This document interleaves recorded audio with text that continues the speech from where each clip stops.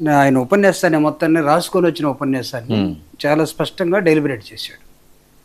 Good orator లాగా చాలా స్పష్టంగా కనపడ్డాడు. డిబేట్లో ఉన్నటువంటి పెద్దలు తులసిరెడ్డి గారికి, మా అన్న గాది గారికి నా మీద ఎక్కువ ప్రేమని వరకబోస్తున్నటువంటి, అది తర్వాత ఏ రూపం మారుద్దో నాకైతే తెలీదు. దీపక్ రెడ్డి గారు ప్రత్యేకంగా మీకు 99 ప్రేక్షకులకి, ఇక్కడ పాపం పవన్ కళ్యాణ్ గారు మాట్లాడుకున్నది వాళ్ళ పార్టీ కార్యకర్తలతోనే కదా, అవునా? మీటింగ్ వాళ్ళదా వేరే వాళ్ళదా? వాళ్ళదే కదా. నాయకుడు కూడా వాళ్ళ నాయకుడే కదా ఆయన. మీకేమైనా డౌట్ ఉందా? వాళ్ళకి ఏమైనా డౌట్ ఉందా? నాకు తెలియదు. కాబట్టి అది వాళ్ళ పార్టీ, వాళ్ళ సమూహాల్ని, వాళ్ళ నాయకులను ఉద్దేశించి ఆ పార్టీ నాయకుడుగా వీరోచితంగా పోరాడి పార్టీ పెట్టినటువంటి, అనేకమైన కష్ట నష్టాలని ఎదుర్కొని ఇక్కడ దాకా లాక్కొచ్చినటువంటి ఒక నాయకుడు తన వీరగాథని కార్యకర్తలకి పిలిపించినట్టుగా లేకపోతే వినిపించినట్టుగా దీన్ని నేనైతే చూస్తున్నాను. నేను వాళ్ళని విమర్శించడం కానీ, లేకపోతే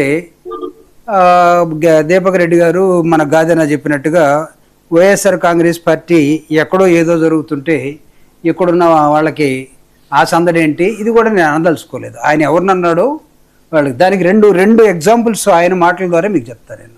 ఒకటి, నేను నిలబడి 2 సార్లు 19లో 2 చోట్ల ఓడిపోయాను కదా, నన్ను ఎందుకు మీరు గెలిపించలేదు అని ఎవరినన్నాడు ఆయన? వైఎస్ఆర్ కార్యకర్తలు అన్నాడా?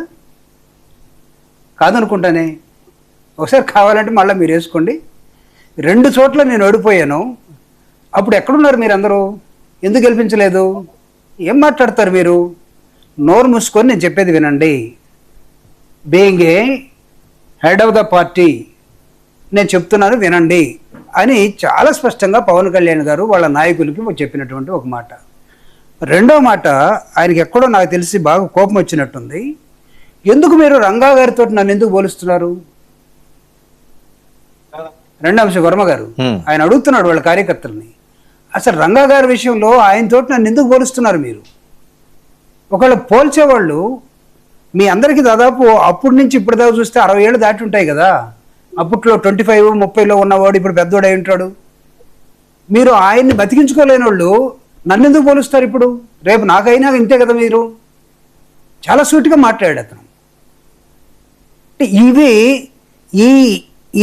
ఇది ఇన్ఫర్ చేయకుండా మనం just like that Deepak Reddy గారి లాగా లేకపోతే గాదెన్ లాగా వైఎస్ఆర్ కాంగ్రెస్ పార్టీ వాళ్ళు మొత్తం తోసేసి మా నాయకుడు లేకపోతే స్టేట్స్ మ్యాన్, ఏ వండర్ఫుల్. నాకు తెలిసి నిన్నే చైనా పోయొచ్చినట్టున్నాడు మన ట్రంప్ గారు.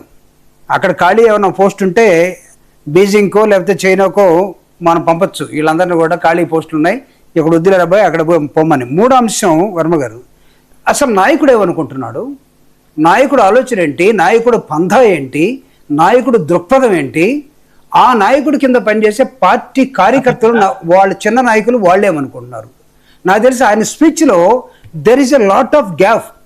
అర్థం చేసుకోవటం, నాయకుడిని కానీ ఆ పార్టీ పందాన్ని కానీ అర్థం చేసుకోవటంలో చాలా గ్యాప్ ఉందనేది ఆయన మాటల్లో కనబడుతుంది. అంటే మీకు రేపు రంగా గారిని ఈ విధంగా చేస్తే